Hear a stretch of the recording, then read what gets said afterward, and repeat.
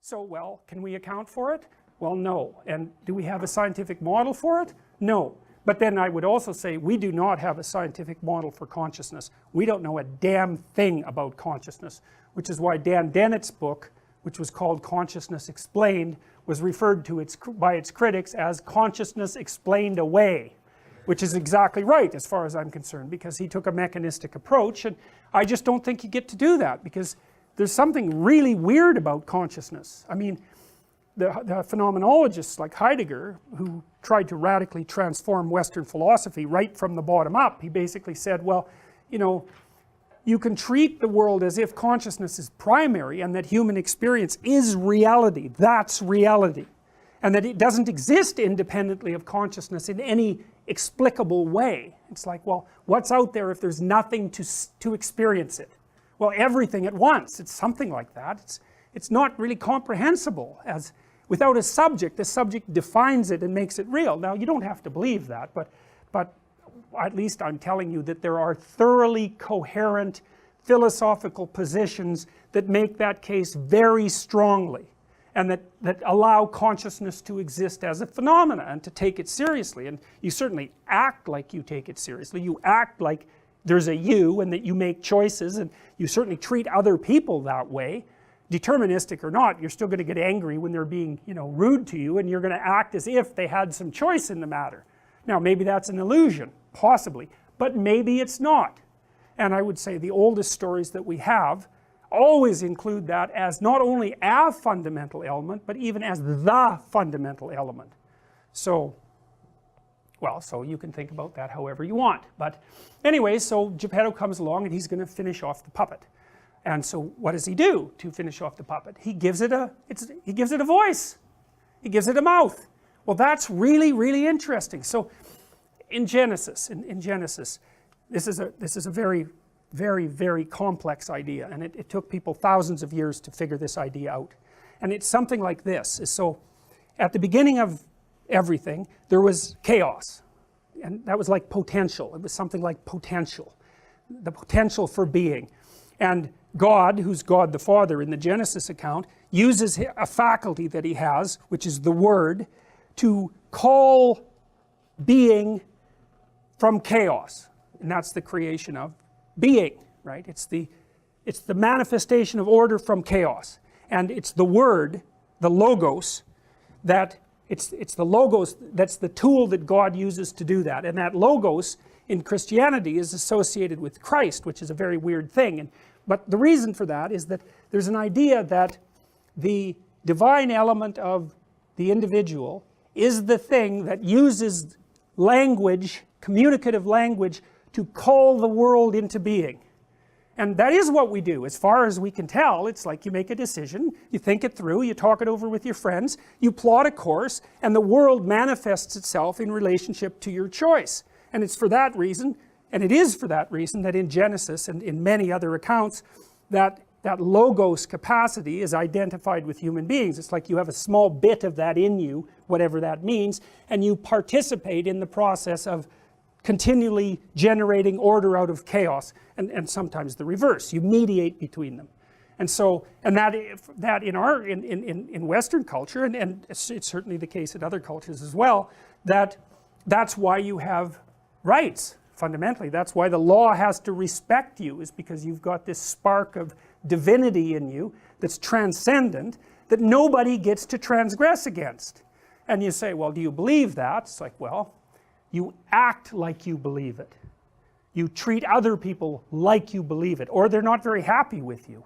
So it depends on what you mean by believe. You act it out. Well, do you accept it as a proposition? Well, I don't care if you accept it as a proposition, frankly, because I think the best indicator of what you believe is how you act, not what you say. Because what do you know about what you know? Hardly anything. And so actions speak louder than words. And if you want to be treated properly by someone, what that means is that you want them to treat you as a valuable, autonomous entity. That's what you want. And so maybe you're not that. Maybe you're a deterministic puppet. And what this strange movie suggests is that you are kind of a deterministic puppet, but that you don't have to be. Alright?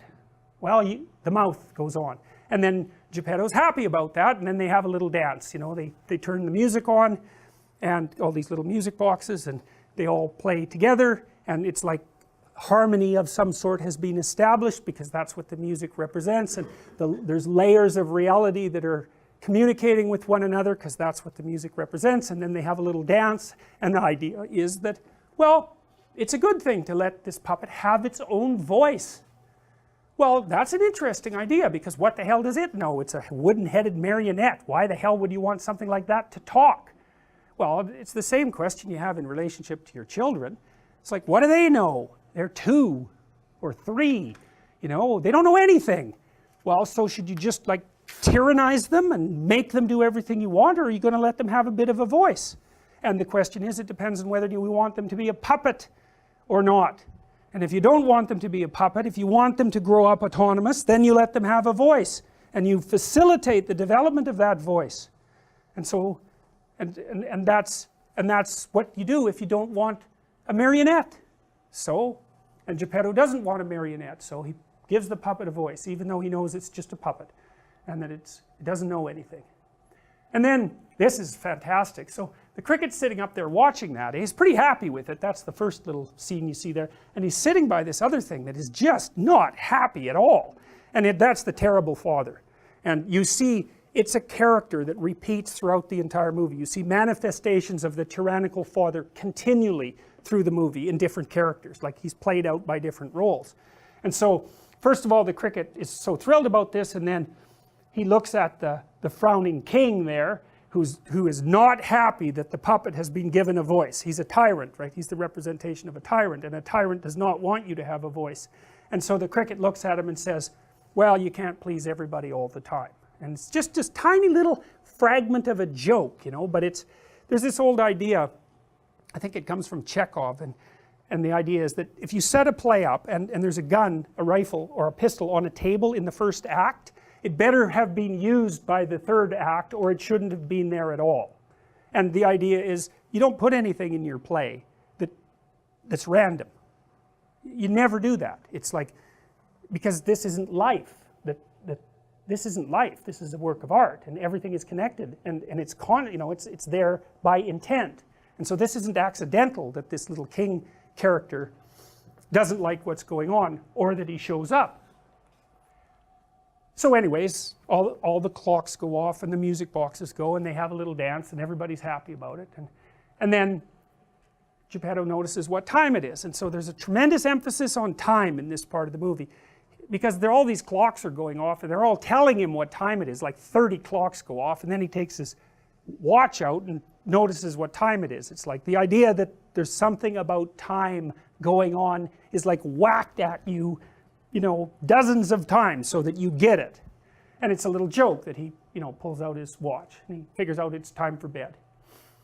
Well, so now we're making a transition between the conscious world and the unconscious world. Okay, so there's an intimation in the movie that everything that happens now is in the unconscious world. And the way you know that is that it's strange, because the movie moves in and out of this underworld.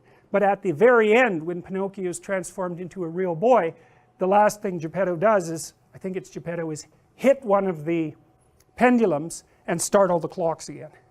So it's as if what happens from here onwards is part of a dream. Now it's murky, because Pinocchio goes to school, and you know, there's the next day and all of that, and so those are sort of realistic elements. But then there's also the whole going down into the ocean to find the whale thing, which seems completely dreamlike. But there's an intimation that we're in a different kind of world, and so they all go to sleep, including the cricket. And so then Geppetto notices the star, and because he's a good guy, he makes a wish on the star. And we've already explained why you might wish on a star and what that might mean. And he makes a very interesting wish. It's not a self-serving wish. In fact, it's quite the contrary. He doesn't wish that Pinocchio is an obedient son. He doesn't wish that he's produced someone who will work for him. He doesn't wish any of that. He wishes what a good father would wish, which is that the creation that he's brought forth would develop its capacity for autonomy. He wants him to become real. He wants him to become an actual living creature and not a wooden-headed marionette. And so you'd say, well, that is what your father should wish for you, you know. And I have clients frequently whose fathers weren't like that at all. They were tyrannical, or they were neglectful, or they punished the person every time they did something good. That's a real fun game. They competed with them and undermined them at every opportunity. They didn't want to produce someone strong and autonomous. They wanted to give birth to a slave and then diminish it as much as possible. And so that's bad. It's not good. And that's, so Geppetto's not like that. So he says, well, I'm going to wish for something completely unreasonable, which is that part of that ideal idea, right? And the unreasonable thing is that this puppet could become real, could actually take on its autonomy and move forward. And so that's what he wishes. And then they go to sleep. And then the cricket starts to become driven mad by the noises of the clock. And so it's like he's going into this sort of state of hyper alertness, and the clocks are clanging at him, and Geppetto is snoring, and he can even hear the little grains of sand falling out of the hourglass. He's becoming hyper alert, and then he yells, stop, and all the clocks stop, which is a pretty good trick for a cricket, you know. It's like he's the master of time, but also we're in a place now where time has come to a stop. We're outside of time. And one of the things that Freud pointed about dreams is that dreams are kind of outside of time. Now here's what that means, is first of all, they draw on eternal themes. That's part of it. But you know, you must have had this experience, and Freud noted this carefully in the interpretation of dreams, where, you know, you're sleeping and the alarm goes off, and the alarm noise is incorporated into your dream, and it's like the dream has been going on for an hour in subjective time, and you wake up and you realize that it's the alarm clock. It's like, and there's no reason why your dream time should be the same as real time, because it's all going on in your imagination. But it's amazing in some sense how much can happen in such a short period of time in your imagination. And so it's outside of time. The world of fantasy is in some sense outside of time. And so the cricket tells time to stop, and it does. And then the star enlarges, and it turns into this blue fairy who's got a celestial gown covered with stars, and who's got wings, so she's kind of some ethereal being. And like, you don't have a problem with that in the movie. It's like, yeah, sure, I mean, you know, it's a fairy, it came from a star, that makes perfect sense, which of course it makes no sense whatsoever, right? It makes no sense, but you're willing to go along with it, because on the one hand it makes no sense, and on the other hand it makes perfect sense. It's like the fairy godmother idea. It's like, yeah, fairy godmother, no problem, we got that. And the idea there is that, well, nature comes to your aid. It's something like that. It's that the benevolent force of nature is on your side. Now, not obviously only on your side, because it opposes you as well, and there's your own mother as well, who's also nature, who's on your side. And so, but there's an idea here, and the idea is that if the father gets the wish right, the aim right for the child, then nature will cooperate. Right, and that's true. I believe that's true, is that if you set up your relationship, your cultural relationship with your child properly, then they're far more likely to flourish. And so you get the magic of nature on your side by establishing the proper aim. And so that's what happens. Geppetto says, well, this is what I'm aiming at, and because he's aiming at it, and because it's within the realm of possibility, nature comes to his service. And that is how it works. That's exactly how it works, because when you aim at something, then you muster your biological forces towards that goal, and if the goal is feasible and attainable, then you will cooperate with yourself. And so that's quite cool. Carl Rogers would call that, what's the word for that? I think he called it genuineness, which is kind of weak. But I think that's still what he called it. He sort of meant that, well, that's sort of what happens when your goals and your physiological and your biological being are aligned well, and you can communicate both. You're not full of internal contradictions, and so your conscious aims and your biological possibilities are manifesting themselves in the same direction. And so, well, that would be good. So anyways, the fairy shows up, and she's quite sexually attractive, she's quite provocative, and she charms the cricket.